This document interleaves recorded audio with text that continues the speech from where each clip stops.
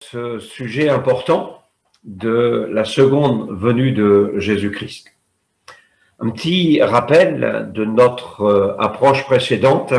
La seconde venue ou retour du Christ est une réalité annoncée par le Christ lui-même, par les anges, par les apôtres, et repris dans le Nouveau Testament plus de 300 fois. Pour dire que c'est quand même quelque chose de marquant et d'important dans l'enseignement de la parole de Dieu. Aussi, nous avons souligné que cet événement serait soudain, il se fera à l'improviste, de façon inattendue. Nous avons dit également que ce déroulement se ferait en 2 temps, avec un temps d'épreuve entre les 2 phases. Donc, premier temps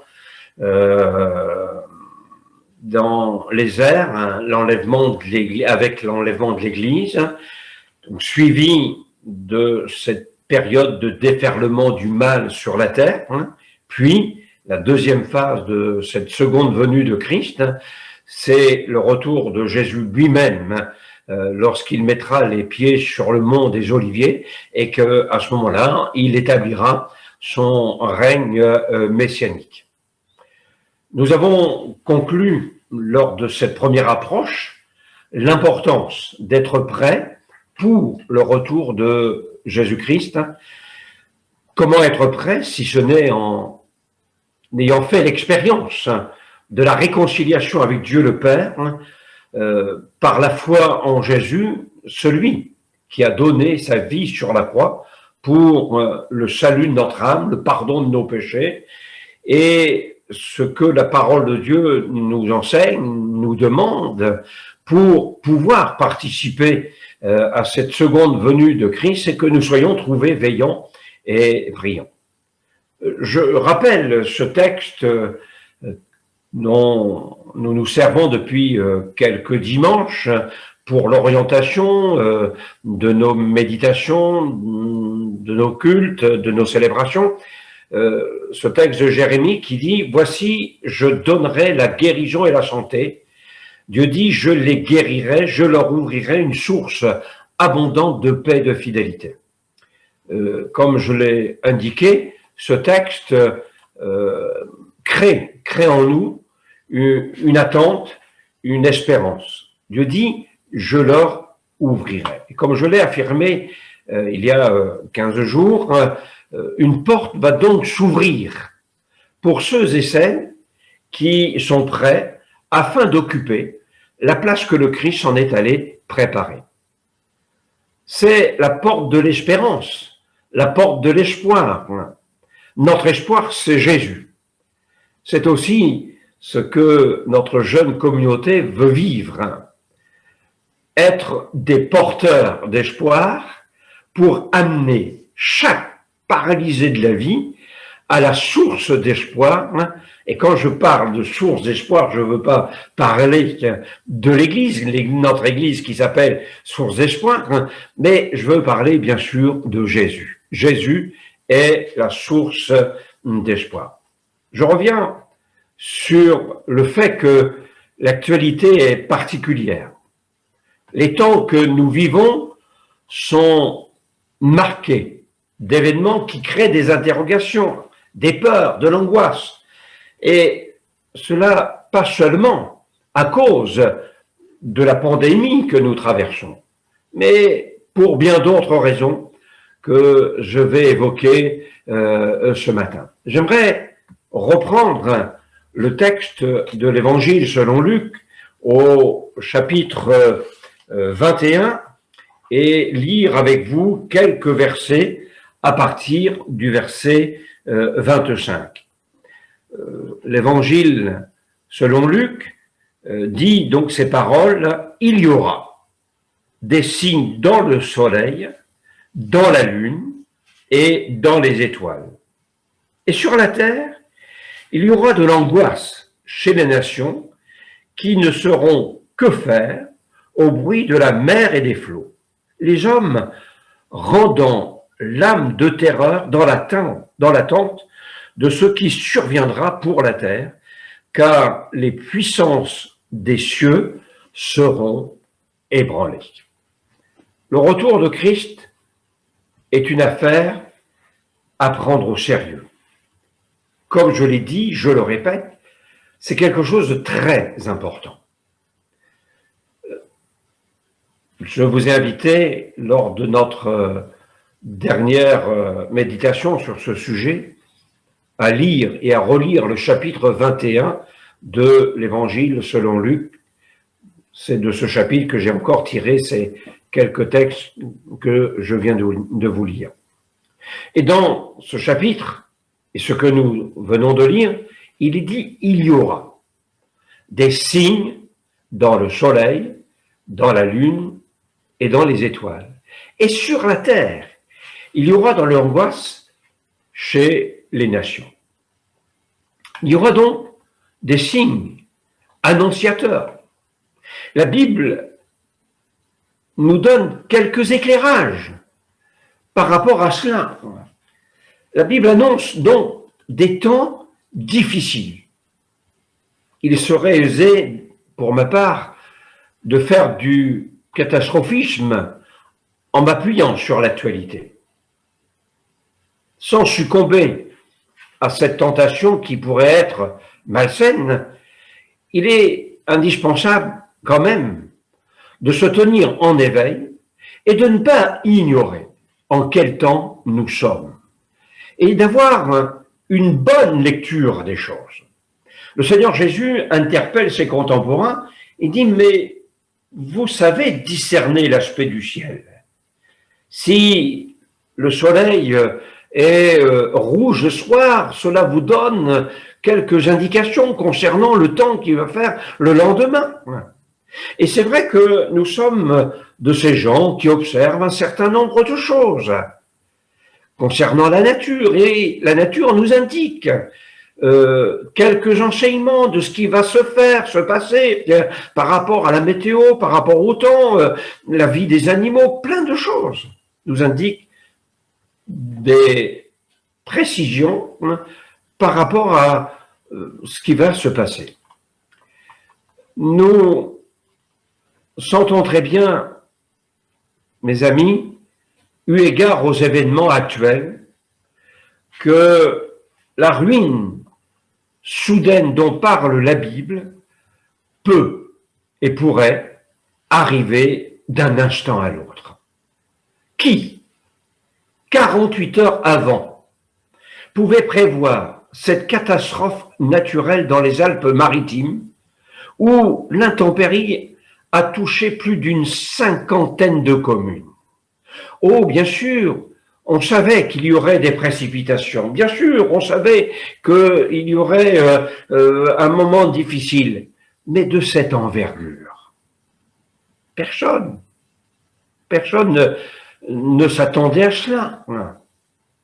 La Bible dit, quand les hommes diront paix et sûreté, alors une ruine soudaine les surprendra, comme les douleurs de l'enfantement surprennent la femme enceinte, et ils n'échapperont point. Ce texte est tiré de l'épître de Paul aux Thessaloniciens, dans la première épître, au chapitre 5, verset 3. Pour pouvoir dire paix et sûreté, il faut reconnaître qu'il est nécessaire que quelque chose se passe sur le plan mondial. Vous dire quoi et comment? Impossible, je ne sais pas. Je ne pourrais pas vous dire. Oh, bien sûr, on a quelques hypothèses, quelques notions, mais il faut reconnaître qu'il y a bien des choses qui nous échappent et on ne sait pas comment les choses vont se réaliser.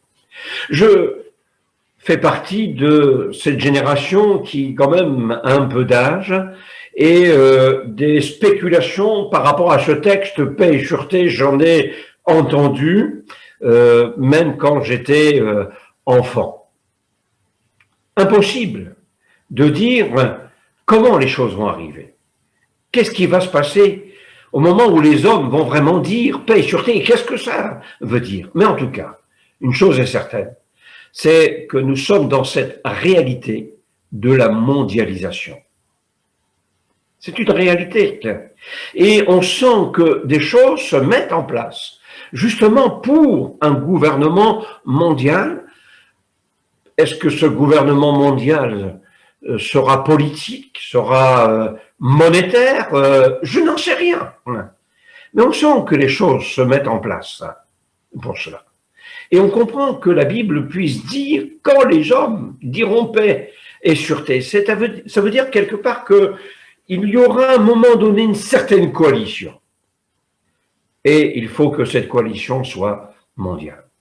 L'apôtre Pierre dit, je cherche à éveiller par des avertissements votre saine intelligence afin que vous vous souveniez des choses annoncées d'avance par les saints prophètes et du commandement du Seigneur et Sauveur enseigné par vos apôtres, sachant avant tout que dans les derniers jours, il y aura des moqueurs avec leur raillerie marchant selon leur propre convoitise, disant « Où est la promesse de son avènement ?»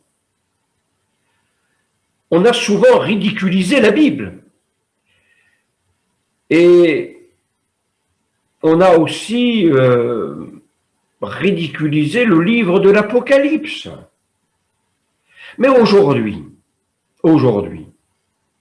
il y a des médias qui utilisent facilement ce terme pour parler des temps apocalyptiques. Je pense qu'on a raison de prendre au sérieux ce que la Bible nous dit.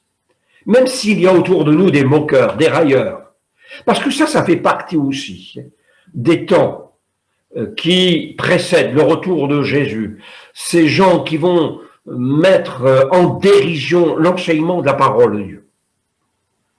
Dans l'épître de Paul aux Romains, l'apôtre dit « Cela importe d'autant plus que vous savez en quel temps nous sommes, c'est l'heure de vous réveiller en fin du sommeil, car maintenant le salut est plus près de nous que lorsque nous avons cru. » Il y a ici un appel.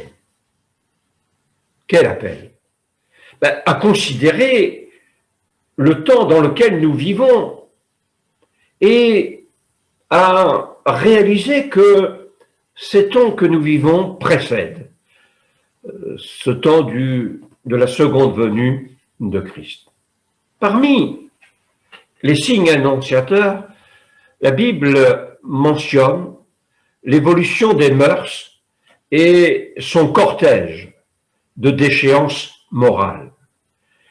Nul ne peut ignorer que l'évolution de la société, de notre société, va dans un sens tel que les valeurs morales, les valeurs spirituelles sont en voie de disparition. Même s'il faut avoir de la compassion pour ceux qui vivent loin de Dieu, cela n'empêche pas la réalité des choses. Ayons l'objectif d'amener ces âmes à la foi et au salut en Jésus-Christ, afin que ces âmes puissent participer aussi au retour de Jésus. Mais il n'en reste pas moins vrai que nous sommes dans cette réalité, une société qui change à une vitesse grand V, où les valeurs morales, les valeurs spirituelles sont absolument renversées. Des prophéties s'accomplissent sous nos yeux.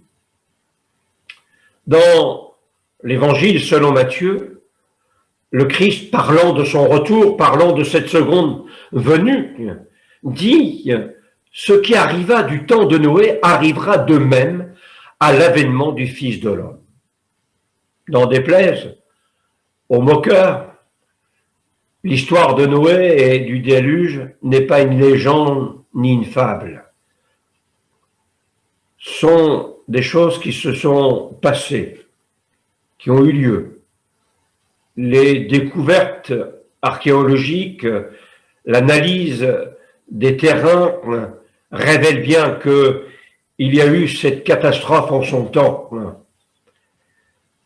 Les contemporains de Noé, lorsque nous relisons le livre de la Genèse, étaient des gens qui se livraient à des activités normales, ordinaires, banales, mais ne se préoccupaient pas de leur relation avec Dieu. Cela n'avait pas échappé à l'œil de Dieu, qui dit qu'il vit que la méchanceté des hommes était grande sur la terre et que toutes les pensées de leur cœur se portaient chaque jour uniquement vers le mal. Et Jésus dit, ce qui est arrivé au temps de Noé arrivera de même à l'avènement du Fils de l'homme. Est-ce que les pensées de nos contemporains ne sont pas des pensées qui se tournent chaque jour vers le mal? L'insouciance de cette génération de Noé est mise en évidence dans la parole de Dieu. Jésus rappelle ce qui s'est passé, ils ne se doutèrent de rien jusqu'à ce que le déluge vint et les emporta tous. Il en sera de même lors de l'avènement du Fils de l'homme. N'y a-t-il pas chez nos contemporains une certaine insouciance, un manque de préoccupation concernant le salut de leur âme, le fait de se préparer par rapport à ces choses qui vont arriver? La parole de Dieu fait aussi un parallèle avec la période de Lot. Jésus dit dans l'Évangile selon Luc, au chapitre 17, verset 28, « Ce qui arriva du temps de Lot arrivera pareillement. Les hommes mangeaient, buvaient, achetaient, vendaient, plantaient, bâtissaient. » Comme au temps de Noé, les contemporains de Lot étaient affairés à un certain nombre de choses matérielles. Il y avait ces façons de vivre, comment dirais-je, cette société qui vivait d'une certaine manière, encore dans l'insouciance, mangeant, buvant, c'est ce que certains parfois disent, mangeons, buvons, car demain nous mourrons. Pour la période de Noé, il y a une précision qui est donnée dans la parole de Dieu où il est dit qu'ils mangeaient, buvaient, se mariaient leurs enfants, mais au temps de Lot, cela n'est plus mentionné. Ce qui veut dire qu'il y a eu une évolution des choses. Et si Jésus dit ce qui est arrivé du temps de Noé ou du temps de Lot, s'il dit c'est ce qui arrivera encore avant le retour de Christ, faisons un parallèle et considérons ce que Jésus dit. Ce qui est arrivé du temps de Noé, cette insouciance, cette façon de vivre, et ce qui est arrivé au temps de Lot, cette même insouciance, cette façon de vivre, mais aussi, remarquons cette nuance entre les temps de Noé et les temps de Lot, une évolution des mœurs, un changement dans la vie des gens. Aujourd'hui, certaines choses deviennent la norme. Je n'entrerai pas dans les détails et vous savez très bien ce que je veux dire dans le domaine des mœurs. Je ne veux pas condamner, mais je voudrais que chacun prenne conscience que l'heure que nous vivons est sérieuse, importante, et que nous devons porter dans nos cœurs le salut de nos contemporains pour les amener à considérer tout l'amour de Dieu et la main tendue de Dieu pour leur salut. Je reviens à ce texte que j'ai lu dans l'Évangile selon Luc, où il est parlé de signes dans le soleil, dans la lune, dans les étoiles, mais aussi de ce qui se passe sur la terre, de ce qui se passera sur la terre avant le retour de Christ. Et il y a une précision qui ne doit pas nous échapper, c'est cette notion d'angoisse. Cette notion d'angoisse. Et n'y a-t-il pas aujourd'hui cette réalité, une véritable angoisse dans le cœur des êtres humains, au niveau des gouvernants, au niveau mondial. Et cette angoisse, elle existe à plusieurs niveaux. Je prendrai comme premier point pour parler de cette angoisse généralisée, de l'angoisse économique. Quand les hommes diront paix et sûreté, alors une ruine soudaine les surprendra. La ruine peut avoir un sens figuré, ruine familiale, ruine morale, ruine spirituelle. Mais il semble vraisemblable qu'il s'agisse là d'une ruine économique qui fondera brutalement sur notre monde. Un avant-goût de ce que cela pourra être a été donné dans les décennies passées. Les années 29-30 ont connu une crise économique qui est restée célèbre, mais il y a eu plus près, en 87, en 89, en 1989, 1987, parce que moi je parle facilement de 87-89, puisque j'appartiens à l'autre millénaire, fin de l'an 2000, enfin la fin du deuxième millénaire, pardon, vers 97, notre monde a été marqué par plusieurs crises, des faillites en Extrême-Orient, au Japon, en Corée. Et aujourd'hui, nous sommes en crise sanitaire, c'est vrai, sur le plan mondial, mais nous le savons que cette crise sanitaire risque d'être suivie d'une grave crise économique. Je parlerai aussi de l'angoisse sociale. L'apôtre Jacques met en évidence ces riches qui amoncellent et des pauvres dont le cri monte jusqu'au ciel. Aujourd'hui, le fossé se creuse de plus en plus et la population des pauvres est en train de grandir. Et cela crée de l'angoisse. Il y a réellement une exploitation sociale. C'est pas des on-dit ou c'est pas la peine de se voiler la face, c'est une réalité.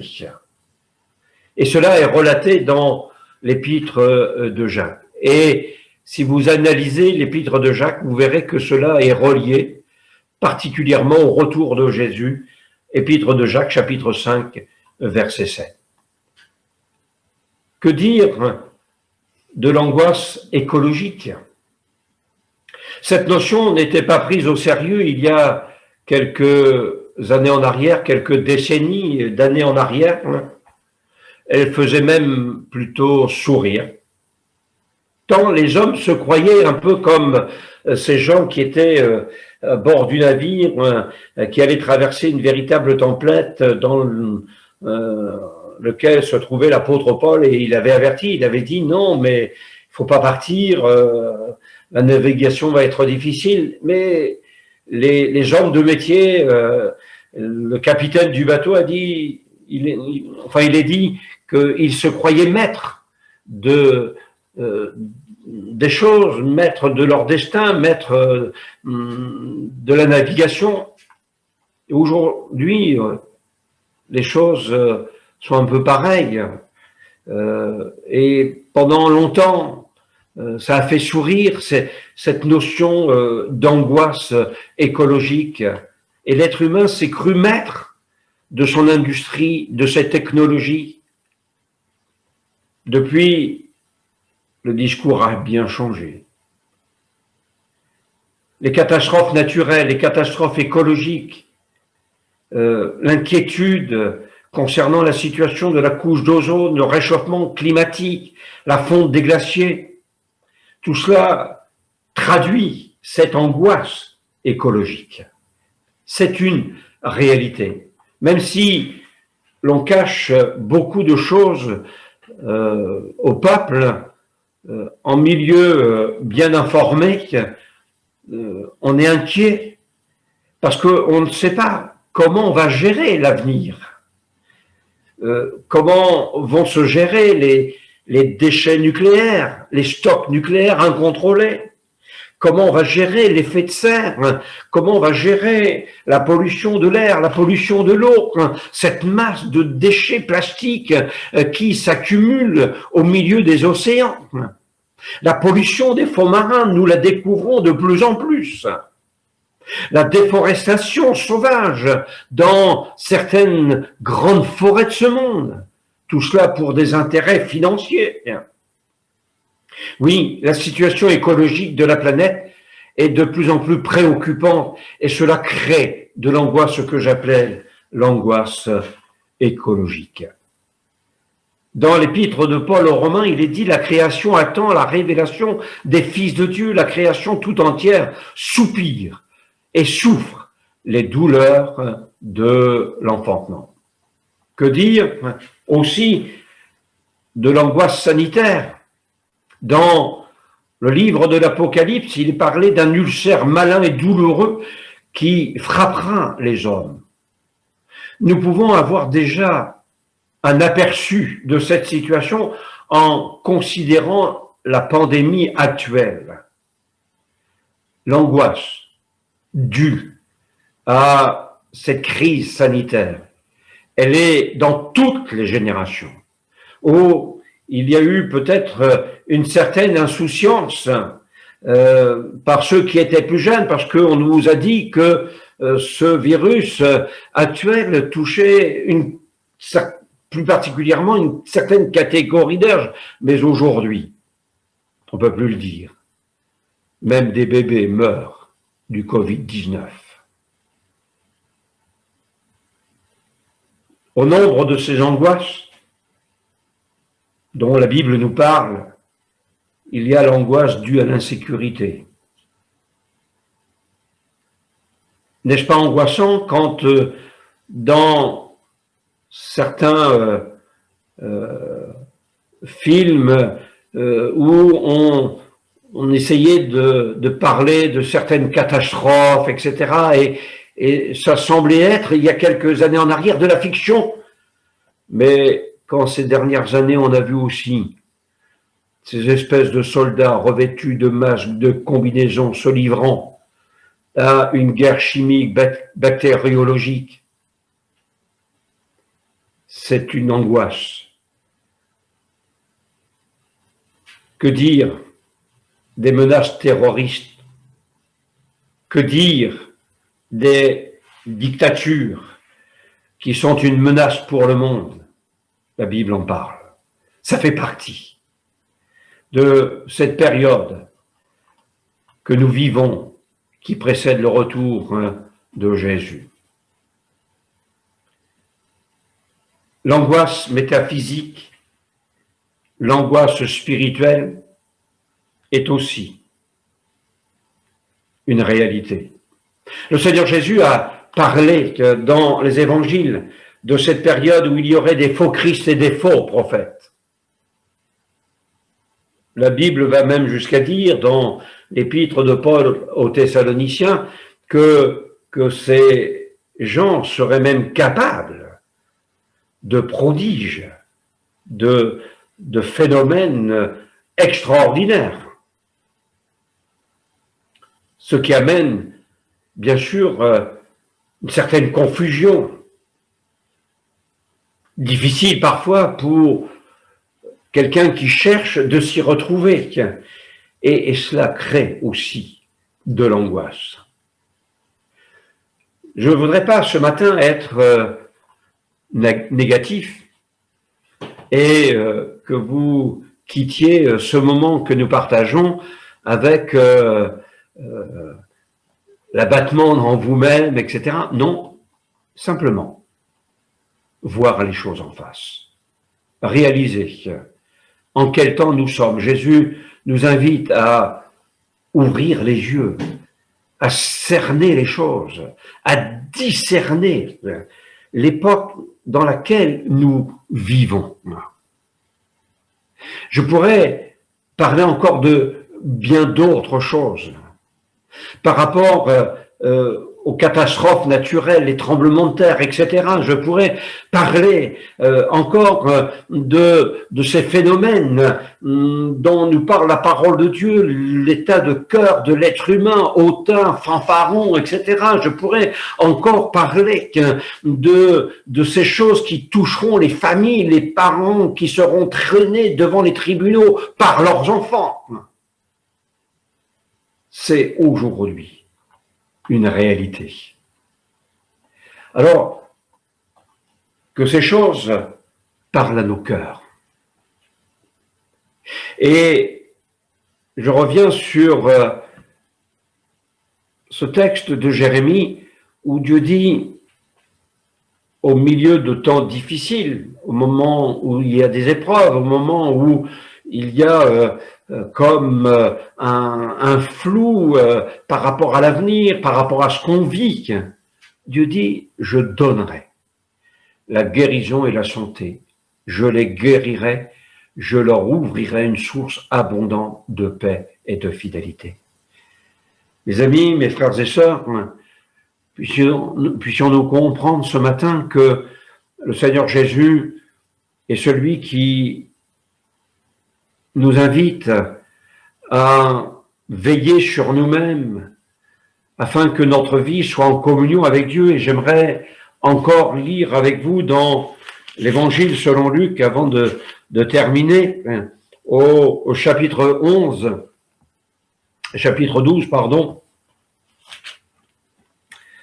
verset 35, que vos reins soient sains et vos lampes allumées, et vous soyez semblables à des hommes qui attendent que leur maître revienne des noces, afin de lui ouvrir dès qu'il arrivera et frappera. Heureux ces serviteurs que le maître à son arrivée trouvera veillant. Je vous le dis en vérité, il se scindra, les fera mettre à table et s'approchera pour les servir. Qu'il arrive à la deuxième ou la troisième veille, heureux ses serviteurs, s'il les trouve veillants. Sachez-le bien, si le maître de la maison savait à quelle heure le voleur doit venir, il veillerait et ne laisserait pas percer sa maison. Vous aussi, tenez-vous prêts, car le Fils de l'homme, Jésus, le Christ, viendra à l'heure où vous n'y penserez pas. Tenez-vous prêts. Comment se tenir prêt? Comment faire face?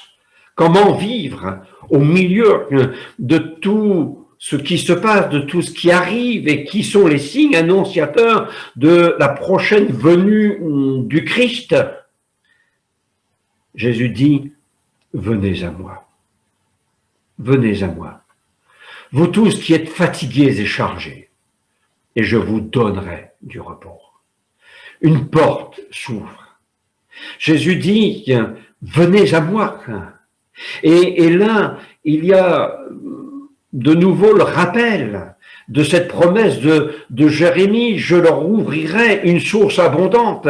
Jésus dit, venez à moi, vous qui avez soif.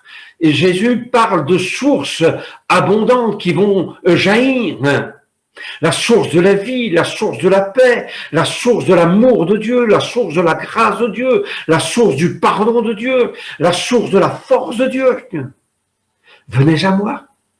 Et aujourd'hui, notre seule force, notre seule espérance, c'est Jésus. C'est Jésus. Même si la terre chancelle comme un homme ivre, même si tout se dérobe sous nos pas, réalisons que dans ces moments compliqués, difficiles, celui qui peut nous garder, celui qui peut nous donner la force dont nous avons besoin, celui qui peut garder notre cœur, c'est Jésus, le Sauveur. Alors, soyons de ceux et celles, comme la parole de Dieu nous invite à le faire et à être, soyons de ceux et de celles qui restent demeure veillant et priant. C'est une espérance. Jésus revient. Et quand Jésus reviendra, c'est pour enlever ceux et celles qui se seront préparés, qui seront prêts. Et la parole de Dieu nous dit que alors nous vivrons avec Christ dans cette demeure qu'il est allé nous préparer, qu'il s'en est allé nous préparer, afin que nous soyons dans sa paix, dans sa gloire et dans cette dimension de la grandeur de Dieu. Que le Seigneur vous bénisse et gardons l'espérance au plus profond de nos cœurs. Cette espérance qui est comme une ancre sûre et solide, c'est notre foi en Jésus. Amen. Dieu vous bénisse.